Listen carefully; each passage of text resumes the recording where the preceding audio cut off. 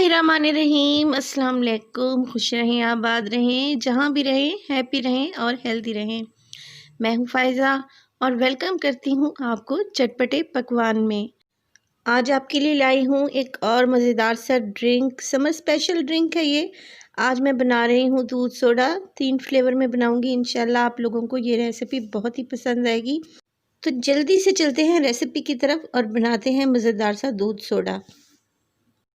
तो इसके लिए यहाँ पे मैंने ले लिए हैं 3 फ्लेवर के सॉफ्ट ड्रिंक है मेरे पास।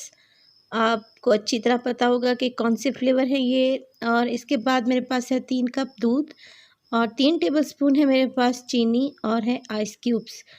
तो मज़ेदार से ये ड्रिंक तैयार करते हैं। सबसे पहले मैंने ब्लेंडर जग में डाल दिया है दूध उबला हुआ लेना है और पहले से ये दूध ठंडा होना चाहिए। तो दूध शामिल कर लेने के बाद मैं इसमें शामिल कर दूंगी 3 टेबलस्पून है मेरे पास रेगुलर शुगर।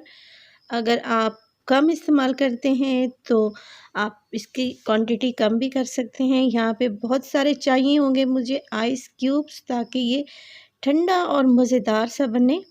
तो ये चीज़ें शामिल करने के बाद मैं इसको अच्छे से ब्लेंड कर लूँगी और इसकी ब्लेंडिंग हमने करनी है तकरीबन 2 से 3 मिनट तक, ताकि चीनी और जो आइस क्यूब्स हमने इसमें डाले हैं वो बहुत अच्छी तरीके से दूध में मिक्स हो जाएं और दूध में क्रीमीनेस और एक स्मूथनेस आ जाए। तो इसको ब्लेंड कर लेंगे हम। यहाँ पे दूध को अच्छे तरीके से मैंने ब्लेंड कर लिया है और देखें कितना मज़ेदार सा झाग इस पे आ गया है। तो अब यहाँ पे 3 गिलास ले लूँगी मैं और इन 3 गिलास में मैं हाफ़ गिलास तक मिल्क ऐड कर दूँगी। इससे ज़्यादा आपने मिल्क इसमें शामिल नहीं करना। तो तीनों गिलासों में मैंने ये दूध शामिल कर दिया है। इसके बाद मेरे पास है यहाँ पे ये कोला फ्लेवर है मेरे पास। तो आधा गिलास हमने दूध इसमें शामिल किया था और आधा गिलास हम इसमें सॉफ्ट ड्रिंक का डालेंगे। तो कोला फ्लेवर पहले मैंने डाला है, अब इसमें मैं डालूँगी ऑरेंज फ्लेवर। तो बच्चों को ये ड्रिंक बहुत ही पसंद आती है।